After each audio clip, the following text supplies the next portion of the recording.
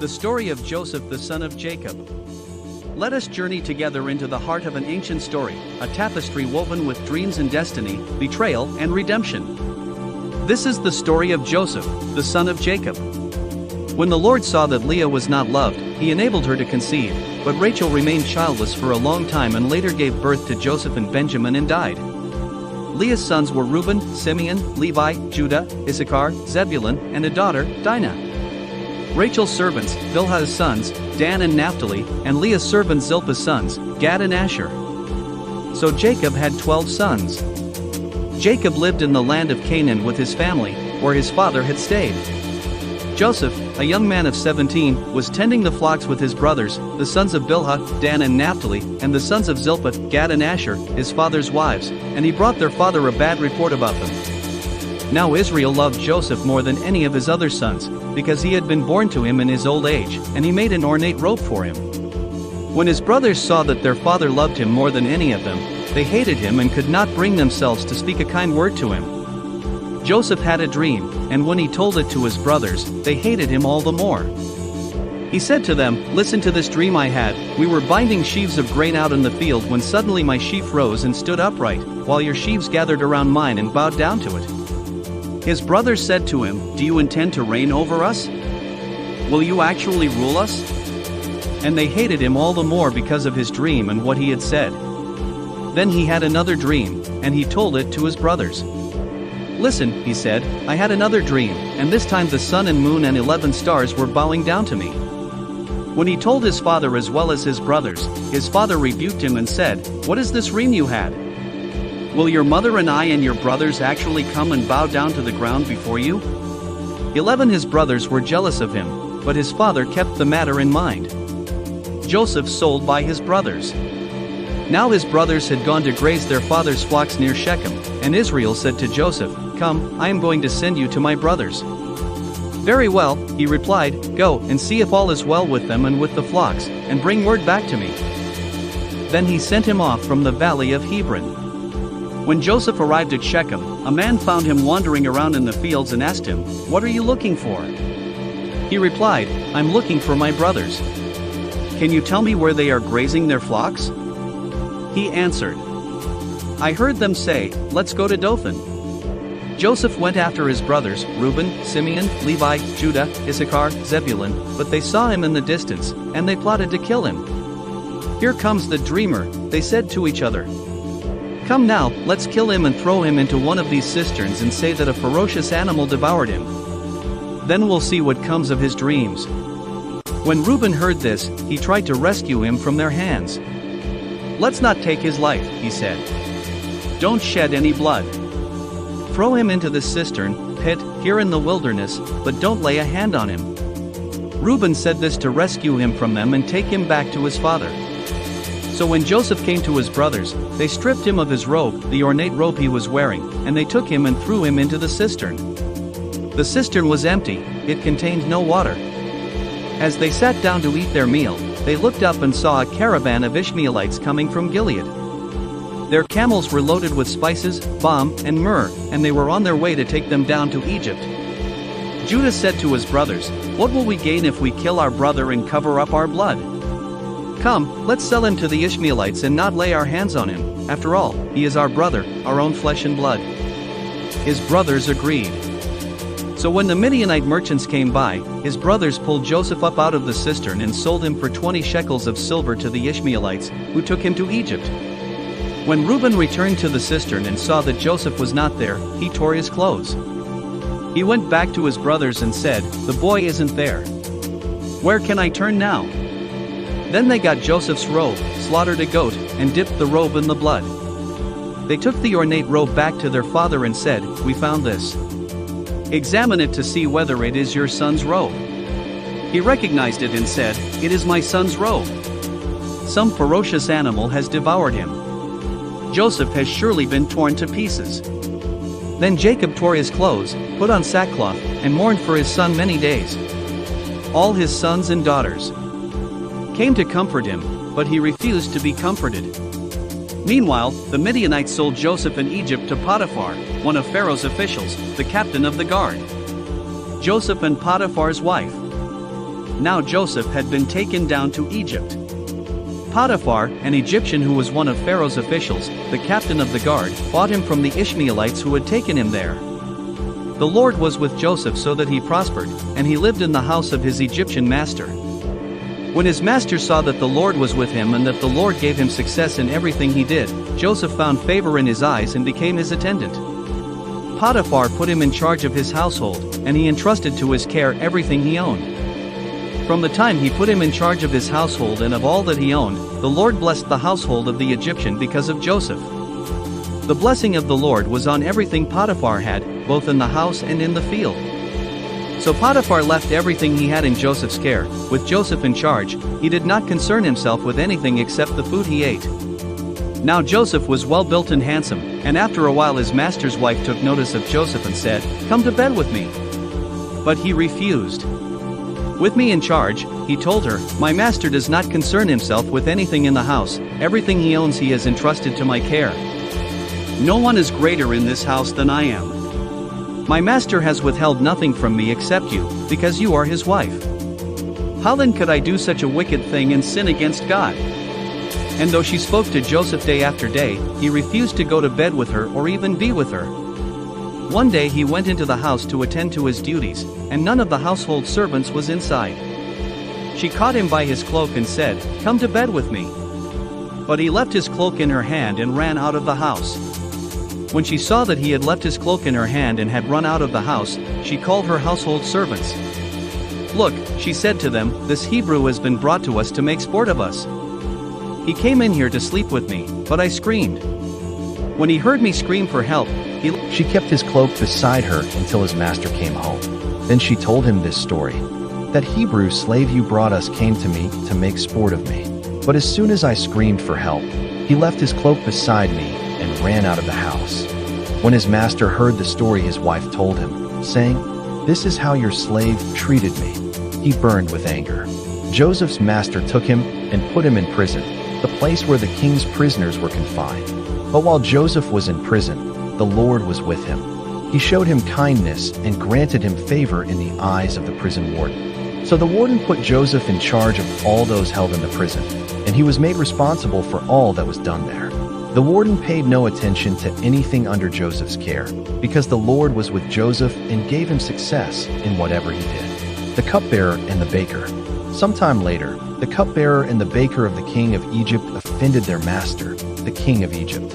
Pharaoh was angry with his two officials, the chief cupbearer and the chief baker, and put them in custody in the house of the captain of the guard, in the same prison where Joseph was confined. The captain of the guard assigned them to Joseph, and he attended them. After they had been in custody for some time, each of the two men, the cupbearer and the baker of the king of Egypt, who were being held in prison, had a dream the same night, and each dream had a meaning of its own. When Joseph came to them the next morning, he saw that they were dejected. So he asked Pharaoh's officials who were in custody with him in his master's house, "Why do you look so sad today?" "We both had dreams," they answered, "but there is no one to interpret them." Then Joseph said to them, "Do not interpretations belong to God? Tell me your dreams." So the chief cupbearer told Joseph his dream. He said to him, "In my dream I saw a vine in front of me, and on the vine were 3 branches. As soon as it budded, it blossomed, and its clusters ripened into grapes. Pharaoh's cup was in my hand, and I took the grapes, squeezed them into Pharaoh's cup, and put the cup in his hand. This is what it means," Joseph said to him. "The 3 branches are 3 days. Within 3 days, Pharaoh will lift up your head and restore you to your position, and you will put Pharaoh's cup in his hand, just as you used to do when you were his cupbearer. But when all goes well with you, remember me and show me kindness. Mention me to Pharaoh and get me out of this prison. I was forcibly carried off from the land of the Hebrews, and even here I have done nothing to deserve being put in a dungeon." When the chief baker saw that Joseph had given a favorable interpretation, he said to Joseph, "I too had a dream. On my head were 3 baskets of bread. In the top basket were all kinds of baked goods for Pharaoh, but the birds were eating them out of the basket on my head." "This is what it means," Joseph said. "The 3 baskets are 3 days. Within 3 days Pharaoh will lift off your head and impale your body on a pole, and the birds will eat away your flesh." Now the 3rd day was Pharaoh's birthday, and he gave a feast for all his officials. He lifted up the heads of the chief cupbearer and the chief baker in the presence of his officials. He restored the chief cupbearer to his position, so that he once again put the cup into Pharaoh's hand, but he impaled the chief baker, just as Joseph had said to them in his interpretation. The chief cupbearer, however, did not remember Joseph. He forgot him. Pharaoh's dreams. When 2 full years had passed, Pharaoh had a dream. He was standing by the Nile, when out of the river there came up 7 cows, sleek and fat, and they grazed among the reeds. After them, 7 other cows, ugly and gaunt, came up out of the Nile and stood beside those on the riverbank. And the cows that were ugly and gaunt ate up the 7 sleek, fat cows. Then Pharaoh woke up. He fell asleep again and had a second dream. 7 heads of grain, healthy and good, were growing on a single stalk. After them, 7 other heads of grain sprouted, thin and scorched by the east wind. The thin heads of grain swallowed up the 7 healthy, full heads. Then Pharaoh woke up. It had been a dream. In the morning, his mind was troubled, so he sent for all the magicians and wise men of Egypt. Pharaoh told them his dreams, but no one could interpret them for him. Then the chief cupbearer said to Pharaoh, "Today I am reminded of my shortcomings. Pharaoh was once angry with his servants, and he imprisoned me, the chief baker, in the house of the captain of the guard. Each of us had a dream the same night, and each dream had a meaning of its own. Now, a young Hebrew was there with us, a servant of the captain of the guard. We told him our dreams, and he interpreted them for us, giving each man the interpretation of his dream. And things turned out exactly as he interpreted them to us. I was restored to my position, and the other man was impaled." So Pharaoh sent for Joseph, and he was quickly brought from the dungeon. When he had shaved and changed his clothes, he came before Pharaoh. Pharaoh said to Joseph, "I had a dream, and no one can interpret it. But I have heard it said of you that when you hear a dream, you can interpret it. I cannot do it." Joseph replied to Pharaoh, "But God will give Pharaoh the answer he desires." Then Pharaoh said to Joseph, "In my dream I was standing on the bank of the Nile, when out of the river there came up 7 cows, fat and sleek, and they grazed among the reeds. After them, 7 other cows came up, scrawny and very ugly and lean. I had never seen such ugly cows in all the land of Egypt. The lean, ugly cows ate up the 7 fat cows that came up first. But even after they ate them, no one could tell that they had done so. They looked just as ugly as before. Then I woke up. In my dream, I saw 7 heads of grain, full and good, growing on a single stalk. After them, 7 other heads sprouted, withered and thin and scorched by the east wind. The thin heads of grain swallowed up the 7 good heads. I told this to the magicians, but none of them could explain it to me." Then Joseph said to Pharaoh, "The dreams of Pharaoh are one and the same. God has revealed to Pharaoh what he is about to do. The 7 good cows are 7 years, and the 7 good heads of grain are 7 years. It is the same dream. The 7 lean, ugly cows that came up afterward are 7 years, and so are the 7 worthless heads of grain scorched by the east wind. They are 7 years of famine. It is just as I said to Pharaoh. God has shown Pharaoh what he is about to do. 7 years of great abundance are coming throughout the land of Egypt, but 7 years of famine will follow them. Then all the abundance in Egypt will be forgotten, and the famine will ravage the land. The abundance in the land will not be remembered, because the famine that follows it will be so severe." The reason the dream was given to Pharaoh in 2 forms is that the matter has been firmly decided by God, and God will do it soon. And now let Pharaoh look for a discerning and wise man and put him in charge of the land of Egypt. Let Pharaoh appoint commissioners over the land to take 1/5 of the harvest of Egypt during the 7 years of abundance. They should collect all the food of these good years that are coming and store up the grain under the authority of Pharaoh to be kept in the cities for food. This food should be held in reserve for the country, to be used during the 7 years of famine that will come upon Egypt, so that the country may not be ruined by the famine." The plan seemed good to Pharaoh and to all his officials. So Pharaoh asked them, "Can we find anyone like this man, one in whom is the Spirit of God, eh?" Then Pharaoh said to Joseph, "Since God has made all this known to you, there is no one so discerning and wise as you. You shall be in charge of my palace, and all my people are to submit to your orders. Only with respect to the throne will I be greater than you. Joseph in charge of Egypt. So Pharaoh said to Joseph, I hereby put you in charge of the whole land of Egypt. Then Pharaoh took his signet ring from his finger and put it on Joseph's finger. He dressed him in robes of fine linen and put a gold chain around his neck. He had him ride in a chariot as his second in command. And people shouted before him, Make way. Thus, he put him in charge of the whole land of Egypt. Then Pharaoh said to Joseph, I am Pharaoh, but without your word no one will lift hand or foot in all Egypt. Pharaoh gave Joseph the name Zaphanath-Paneah and gave him Asenath, daughter of Potiphera, priest of On, to be his wife. And Joseph went throughout the land of Egypt. Joseph was 30 years old when he entered the service of Pharaoh, king of Egypt. And Joseph went out from Pharaoh's presence and traveled throughout Egypt. During the 7 years of abundance, the land produced plentifully. Joseph collected all the food produced in those 7 years of abundance in Egypt and stored it in the cities. In each city, he put the food grown in the fields surrounding it. Joseph stored up huge quantities of grain, like the sand of the sea. It was so much that he stopped keeping records because it was beyond measure. Before the years of famine came, 2 sons were born to Joseph by Asenath, daughter of Potiphera, priest of On. Joseph named his firstborn Manasseh and said, It is because God has made me forget all my trouble and all my father's household. The second son he named Ephraim and said, It is because God has made me fruitful in the land of my suffering. The 7 years of abundance in Egypt came to an end, and the 7 years of famine began, just as Joseph had said. Famine gripped the world. In Canaan, old Jacob, the father of Joseph, heard a rumor of grain in Egypt. Go, he told his sons, so that we may live and not die.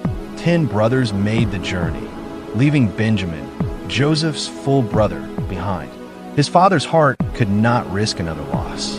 They stood in the grand hall of Egypt's vizier before the Egyptian governor, faces to the floor, seeking mercy. They bowed low. Joseph saw his brothers, and he remembered his dreams. But he concealed himself, disguised his voice, speaking harshly, accusing them of being spies. We are honest men, they pleaded. We were 12 brothers. One is no more. The youngest remains with our father. To test them, he demanded they prove their honesty by bringing their youngest brother. He imprisoned Simeon and sent the rest back with grain, and with their payment, secretly returned to their sacks. Bring me your youngest brother. On the road, they found a silver. Their hearts froze. What is God doing to us? Back in Canaan, they told their father everything. Jacob's grief overflowed. Joseph is gone. Simeon is gone. And now you take Benjamin? Everything is against me. But the famine had no mercy. The grain ran out. Judah stepped forward. Father, I will be his guarantee. I will bear the blame forever. With a heavy heart, Jacob sent Benjamin, along with gifts and double the silver. In Egypt, when Joseph saw Benjamin, he was overcome. God be gracious to you, my son, he managed, before rushing away to weep in private. He hosted them for a meal, seating them by age, a detail that astonished them, and favoring Benjamin with a portion 5 times larger. But then he set the final test. His silver divination cup was planted in Benjamin's sack. As they left at dawn, loaded with grain, Joseph's steward overtook them. Why steal my master's silver cup? He demanded. The brothers, confident, declared the thief should die. The search began with the eldest and ended in Benjamin's sack. When it was discovered, the brothers tore their clothes in despair. Back they went to Joseph's house, where Judah, the one who had proposed selling Joseph, stepped forward. Judah fell before the throne. How can we prove our innocence? God has uncovered our guilt. Judah spoke from the depths of a changed heart. He spoke of their aged father, whose life was bound to the boys. If I return without him, I will bring my father's gray head down to the grave in sorrow. Let me stay in his place. He offered a passionate plea, offering himself as a slave in Benjamin's place for the sake of their father, whose life is closely bound up with the boy's life. He spoke of the oath he had sworn. Joseph offered to keep only Benjamin as a slave. Joseph could bear no longer. Have everyone leave my presence, he cried. Then, along with them, He wept so loudly the Egyptians heard. "I'm Joseph," he said. "Is my father still living?" His brothers were speechless, terrified. "Come close to me," he urged. "I am your brother Joseph, the one you sold into Egypt. But do not be distressed. It was to save lives that God sent me ahead of you." He revealed God's purpose, to preserve a remnant, to ensure their survival through this great deliverance. "So then, it was not you who sent me here, but God." He embraced Benjamin, then kissed each weeping brother. When they told the old man Jacob, "Joseph is alive. He rules Egypt," his heart fainted then revived. "I will see him before I die." Pharaoh welcomed the news, sending carts to bring Jacob and all his family to Egypt and inviting Jacob's entire family to settle in Goshen. On the way, God spoke to him in a vision. "Do not be afraid to go down to Egypt, for I will make you into a great nation there. I will go down with you." 70 souls in all entered Egypt. The emotional reunion between father and son after 22 years was a moment of pure, weeping joy. "Now I am ready to die," Jacob said, "since I have seen for myself that you are still alive." Joseph settled his family in the best of the land. He managed the famine with wisdom that saved Egypt, but centralized power to the Pharaoh. As the years passed, Jacob neared his end. He made Joseph swear to bury him with his fathers in Canaan. Then he blessed Joseph's sons, Ephraim and Manasseh, intentionally crossing his hands to give the greater blessing to the younger, Ephraim, a familiar divine pattern. He then gathered all his sons and pronounced prophetic blessings over them, foretelling their futures. Reuben, the unstable firstborn, though first in rank and power, he forfeits his leadership legacy due to moral instability and defiling his father's marriage bed. Genesis 35, verse 22. His tribe will be characterized by turbulence and lack of preeminence. Simeon and Levi, the brothers of violence, cursed for their fierce, cruel anger and violence, as seen in the massacre of Shechem, revenge for their sister Dinah, Genesis 34. They will be scattered within Israel. A prophecy fulfilled as the Levites received no contiguous land, given priestly cities, and the tribe of Simeon was later absorbed into the territory of Judah. Judah, the royal lion, the preeminent tribe of praise and leadership. His brothers will bow to him. From him will come rulers, culminating in the ultimate ruler, Shiloh, who will command the obedience of nations. His blessing overflows with imagery of prosperity, authority, and messianic hope. Zebulun, the coastal merchant. His descendants will be seafaring people, dwelling by the coast and thriving through maritime trade and ports. Issachar, the strong laborer. Though strong, he will prefer comfort and fertile land, leading him to submit to forced labor or heavy burdens in exchange for a peaceful, pleasant life. Dan, the cunning judge. He will provide justice for his people, but through cunning and guerrilla tactics, ambushing foes like a serpent. Jacob inserts a personal plea for God's salvation here. Gad, the resilient warrior. A tribe of fighters who will face frequent attacks, but will ultimately be victorious, striking back at their oppressors. Asher, the prosperous provider. His land will be rich, yielding delicacies fit for royalty. His tribe will be known for abundance and luxury. Naphtali, the swift messenger. A tribe of graceful freedom and eloquent speech, like a swift deer producing beautiful words or children. Joseph, the blessed prince. The longest and most lavish blessing. He is the fruitful vine, resilient, deeply blessed, and victorious despite severe attacks. His blessings from God, the mighty one of Jacob, surpass all others. Blessings from heaven above and the deep below, of fertility and enduring strength. He is the prince among his brothers. Benjamin, the fierce predator, a tribe of fierce, warlike, and successful warriors, relentless in battle both morning and evening. Jacob's blessings transform his sons from individuals into archetypes for the future tribes of Israel, predicting their geographical fortunes, national roles, and spiritual legacies, elevating Judah to royalty, Joseph to blessed preeminence, and scattering Simeon and Levi while promising the others identities as warriors, merchants, providers, and judges. Jacob made Joseph swear to bury him with his fathers in Canaan. A great Egyptian procession carried his body home, mourning for 70 days. After the burial, the brothers, fearing Joseph's vengeance, begged forgiveness. Joseph wept again. "You intended evil, but God intended it for good, to save many lives. Do not be afraid. I will provide for you." He comforted them and provided for them. Joseph lived to 110, seeing his great-grandchildren. His final words were not of Egypt, but of the promise. "God will surely come to your aid," he told his brothers, "and then you must carry my bones up from this place." He made them swear it.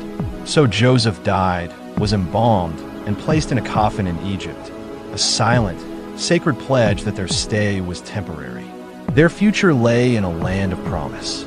Lessons learned from the life of Joseph. 1. Divine providence over human plan, the most powerful thread. What men design for evil, envy, betrayal, slavery, imprisonment, God can weave into a masterpiece of salvation for many. Our darkest pits can be part of a path to purpose. 2.